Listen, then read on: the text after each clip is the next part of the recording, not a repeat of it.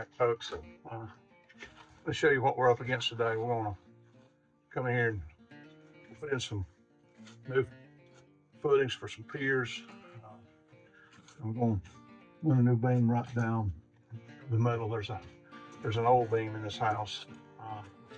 I guess the previous owner put in, but it's just a little 2x6 beam, and the floor's not bad, but it's got a little bit of bounce, and it's got 2x8 floor joists. They're not overspan, they're not over span sharp, but they are. If you walk across the floor, you can feel a little bit of bounce in there. So we're gonna run us a girder right down the middle, and we're putting in piers here under the house to take care of all that, and kind of let y'all see what we're doing and how we're doing it. The joys of being in the construction business. Some days you just as soon not got out of bed, but hey, we'll get it, and once it's done, it'll be done for a very long time. So just kind of hang with us, and we'll show you what we got. Get these piers dug and poured, and once they set up, we'll come back in and put our girder and our post on it. So thanks for joining us, and let's stick around and see what we got. Oh, they have to put it. Marking paint. We'll pull that string. You just mark it with a hammer. Yeah, just mark it with a hammer. I mean, we'll pretty much know it's right down this bridging block they got. They need to go about every 8 feet. So we're gonna have one right here. Let me see that hammer. The big one or the little one? Either. No matter. It's a big hammer. Oh. That's a less hammer.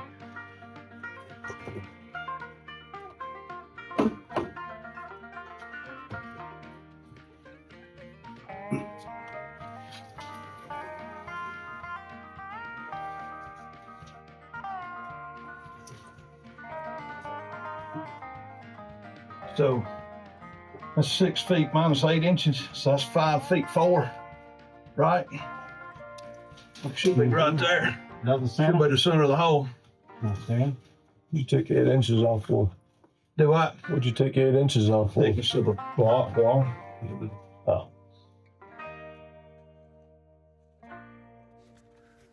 Here you can see us starting to dig the piers, or the footings for the piers. You'd think when you're grown you could quit crawling, but that doesn't seem to be the case if you're in the construction business.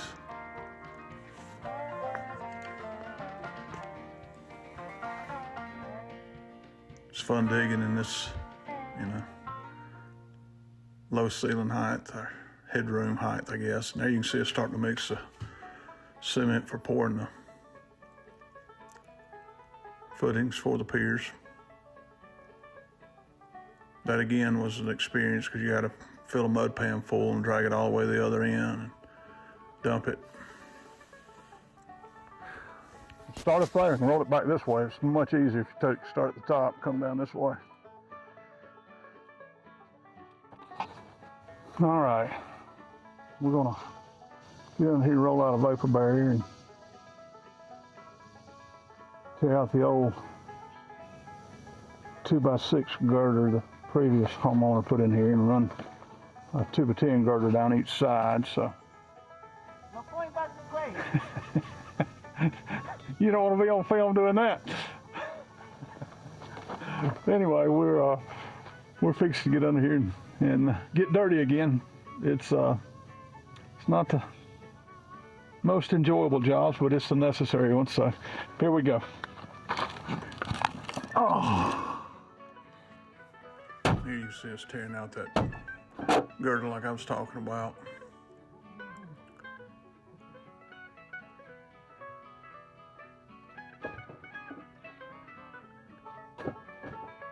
Again, the amount of crawling around that you have to do underneath these crawl spaces, just, you go home with an aching back and sore knees, but it's part of the job. You see me there wiping off some of the 60-year-old spider webs.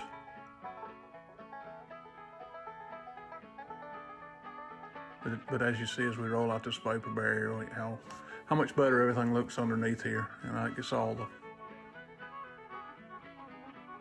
moisture that's coming up from the ground, it stops all that, taping it all off here.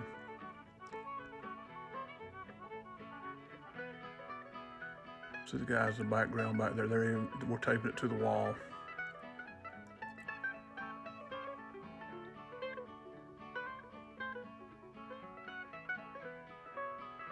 Getting all the old debris out from under there. And here we are starting to put those girders in. You can see, if you look to the far left over there, you can see we've already ran one down the other side. And kind of shows you how fun this job is right here. We did take some hurricane clips to clip them. We went ahead and shot them to the floor joists so we could hang these tuba tins instead of trying to just balance them up there, you know, and then jack them all up, build the girder and then jack it all up. We found it's easier to go ahead and put your girder together and hang it on these hurricane clips, and then go back and put your post in, rather than trying to build a girder, slide it all the way up there, and then try to lift that heavy thing up. And you can see there, Seth pushed it up tight against the floor joist, using all of his appendages.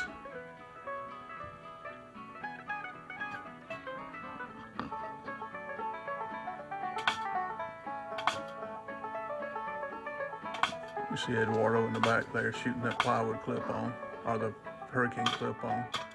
And here they are starting to jack up the end here to put the post under. We've already got the post in on the far end, so.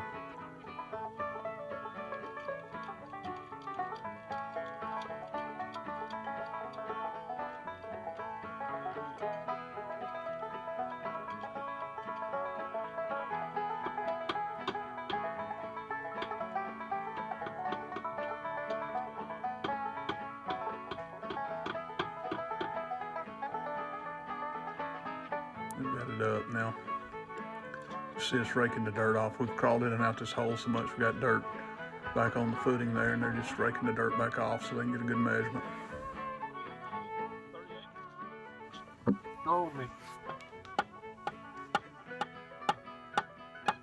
You got my right out or the wrong way? That's good. That's what needs to go right here in front of us. Stuff I'll give them a little more room to get in and out.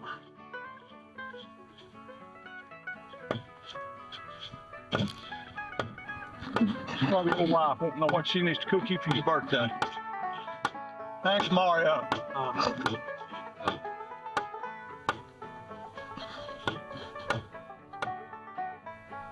What? No house. This is investment. Now there was a place in the garage. That one they work on the fire station. Oh, right there. Is that a restaurant? I thought it was a coffee house or something. Coffee house early in the morning, like it's a restaurant. Who's going? Cody. Pick up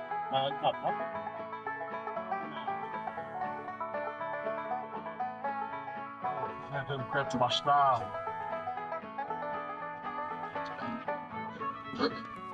And there you can see we've pulled the string from end to end and using it to get this girder level. And you can see right here how much that joist goes, or that girder goes up as the guys jack on it. And, you know, it's about a ½ inch of a sag in these floor joists, but that's not uncommon for a floor this age. But we got it straight as a string. Really?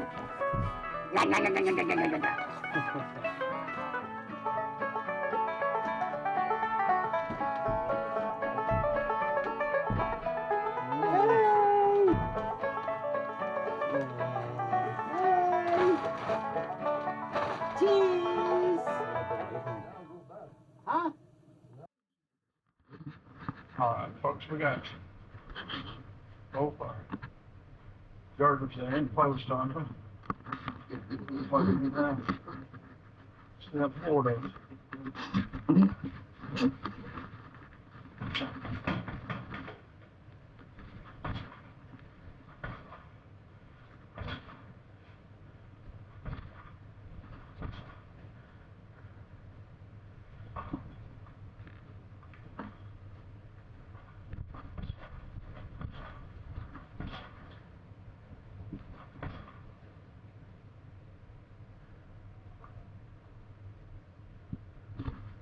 All right. Trying to get you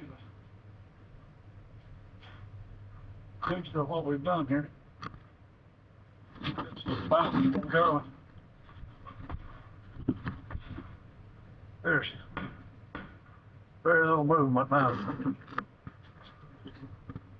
So, really pleased with how that turned out.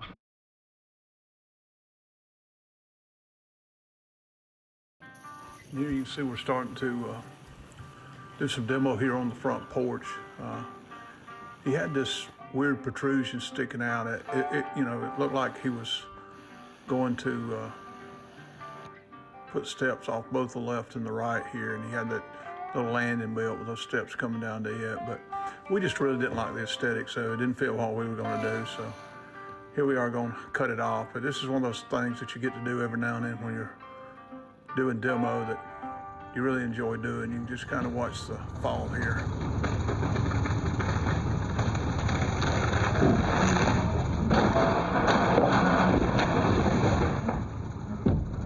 I mean, that's cool. I don't care who you are. That's a fun day at work when you get to tear something up like that. And here the guys are moving around to the back porch, and that's that section that we had demoed out in the last video, the deck that was in the middle. And here they are starting to put up the beams and getting ready to put the rafters on it. Get this porch section in the middle connected to both ends.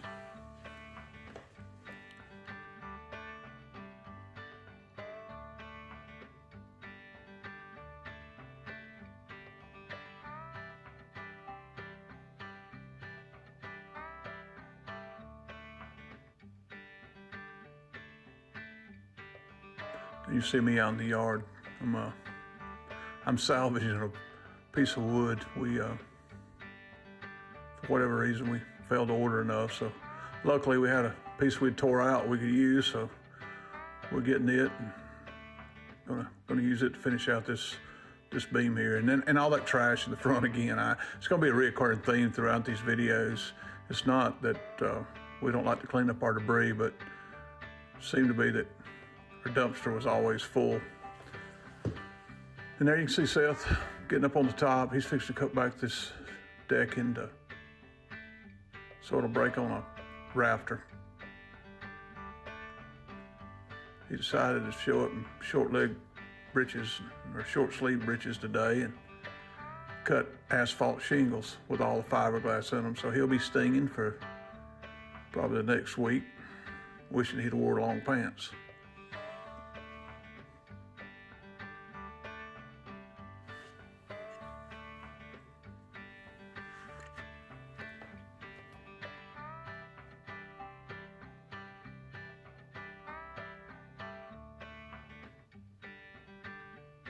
There you see him tearing off what he's cut.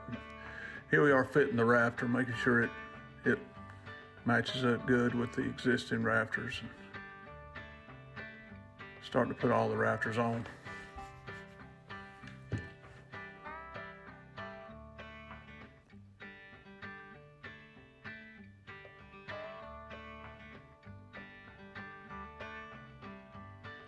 You can see him walking across that beam there. That's 3 inches wide, so you know, if you're afraid of heights, that's probably not a job you're going to enjoy.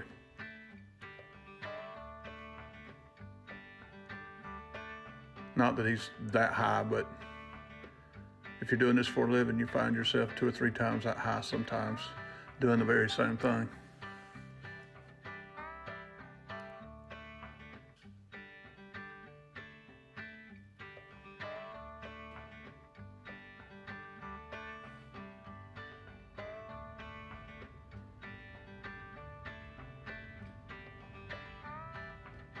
And there, you see it with all the rafters in. Him walking back across, they're fixing to start decking it here now, so.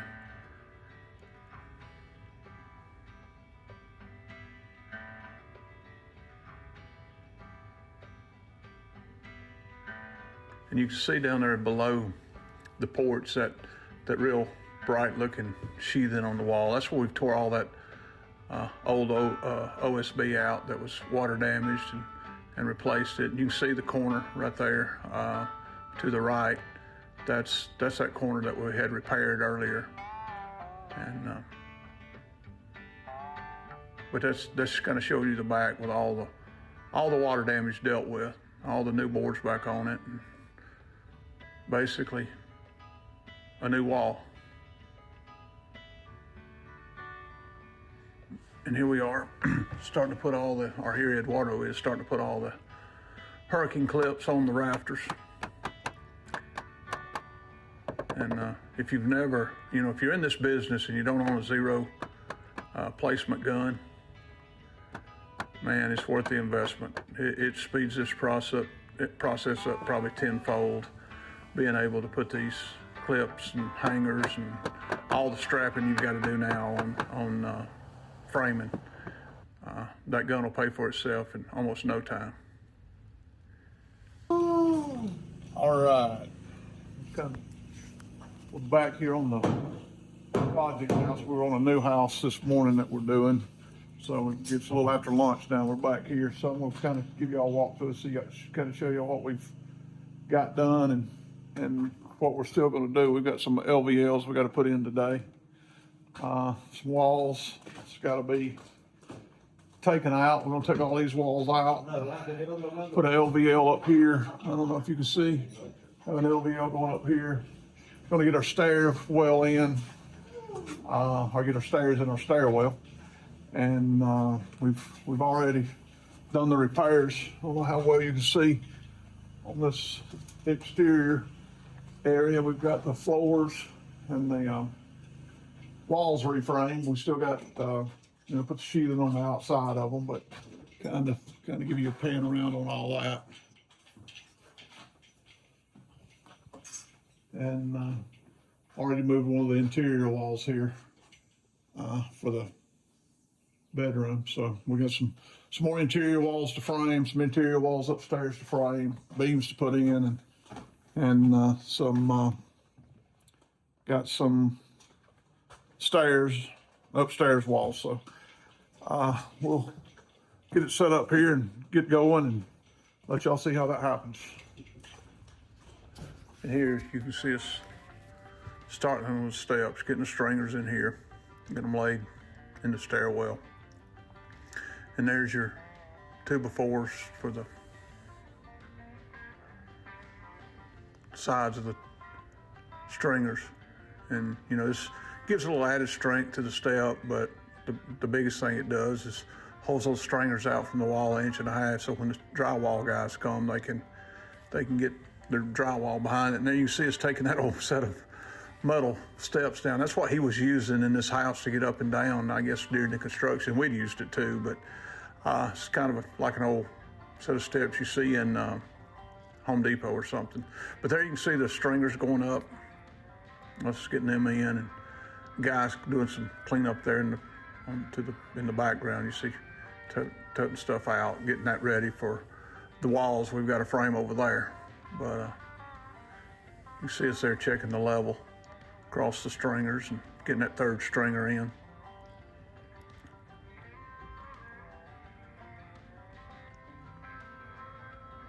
And there you see Seth putting down some plates. We're closing down this big wide opening he's got in this in his original design. We're closing it down because we got a little powder room that's going to go right there in that area.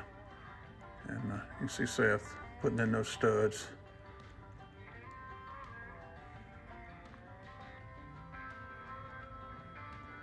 Here he is starting to put the temporary step tread on.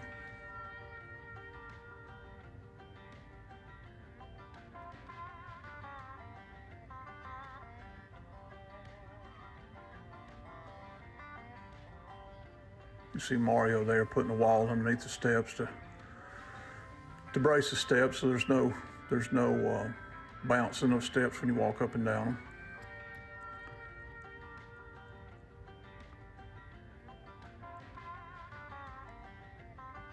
And here we are starting to do the layout for the rest of the house there. That's the master and the master closet and the master bathroom. We're all laying out there, getting all those dimensions down, chalked on the floor, and here I am cutting the plates for that. If you notice here, I got two boards stacked on top of each other, and the reason is, you know, you try to do as much gang cutting when you're doing framing as you can. Try to, you know, you use your saw as your pencil. You cut that top board and it marks your bottom, and that's actually a much more exact measurement. And here the guys are putting those walls in that we've just chalked out.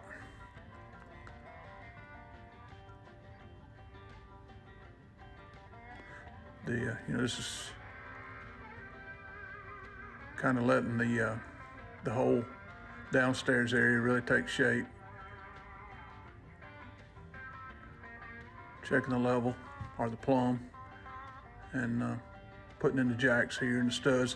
Now, we didn't have to put a solid header here because this is a non-load bearing wall, so all this wood is basically just dead wood for drywall. And here we are starting to demo out the web trusses to make room for the LVL that's got to go up. And, you know, this video, again, doesn't really do justice to how hard it was to get these web trusses out. That truss he's working on there, it was stubborn. It didn't want to come out of there. It had nails everywhere and glue and everything else. And I know it looks like everybody's standing around watching, but, you know, one guy with the sawzall is about all that could really be up there doing anything. He's getting that cut loose. We'll eventually get it out of there and start putting those LVLs up. Here you can see the LVL fixed to go up, and you know, you can see the guys getting it there and driving it into place. And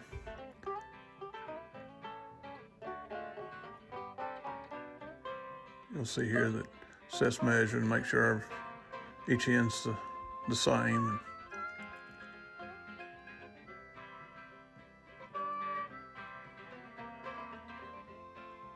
once it's in place, I drive these structural screws in to the other LVL to hold it until we can demo that wall out from under it and put the hanger on. And here goes the second LVL to bring it up to the engineer's standard there. So, and here we are putting up a temporary wall underneath the trusses until we can demo out this wall and get the hangers on. You can see that wall starting to come out there.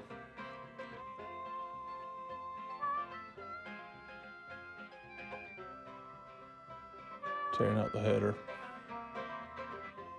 And, you know, if you notice, this isn't made for HGTV kind of footage. You know, we're not in there with a sledgehammer beating and banging. You take sawzall and you cut everything loose you can, take down as many pieces as you can. You know, 90% of what you see on HGTV is just done for film. You'll see guys beating cabinets all to pieces. That's not how demo is really done. You take out the whole cabinets the way they were put in. Take the screws out and take the boxes out. They just do that for TV sensation. But here you see us taking down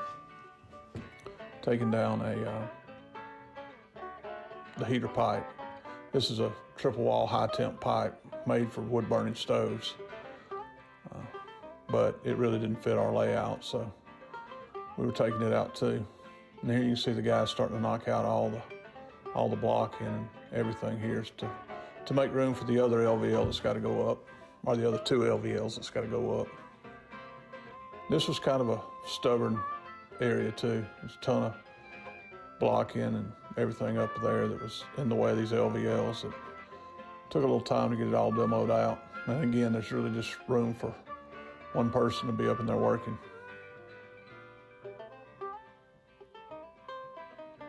But we eventually get it all tore out and get those LVLs in and get all the hangers on everything and demo out the temporary wall. And there you can see it all finished. All right, folks, we'll show you what we got, what we've done. Got our hangers in on our trusses nailed to our LVLs. LVLs got hangers on them. Should have us code compliant at that point. Do have all the stuff out here. All of our ceiling joist in, hurricane clips. Of course, hangers on this side, which is probably really overkill. That's mainly just dead wood for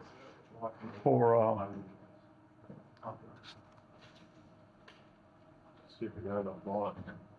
to hang the ceiling on. But we got some fire blocking we got to do. Anywhere you got a seam like this. Of course, this is a little rough because we had to cut it out with the sawzall. That's where we had some rot damage. But we got to go back in and put some fire blocking in there. So any of that kind of stuff. We're about to get all the fire blocking in these seams.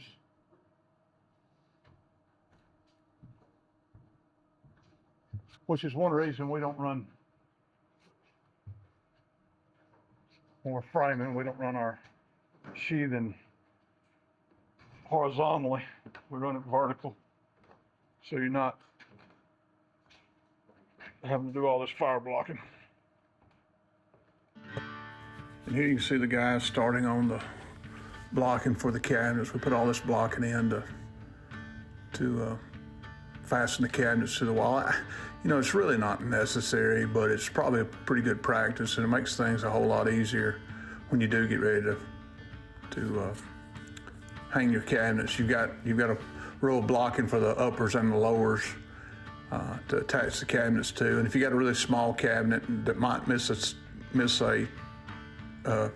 stud, you know, you're not just hanging it to the other cabinets. You've actually got some blocking in the wall to attach it to. So we try to block all that. It really is. Think of how many mouthfuls of dirt it takes. For dirt, Yeah. spit all that out. How many mouthfuls of dirt you had to eat to build that big old nest. Yeah, but make it And then the number of spiders he's got packed in there. build a house for. Mud. Yeah. And do it by mouth. Do it by your mouth. Yeah, had to do a mouthful at a time. And look how even it is. I mean, it almost looks like welding beads how they run it. And now that we've showed you our fascination with how dirt daubers build homes, we hope you'll like and subscribe, and hope to see you next week.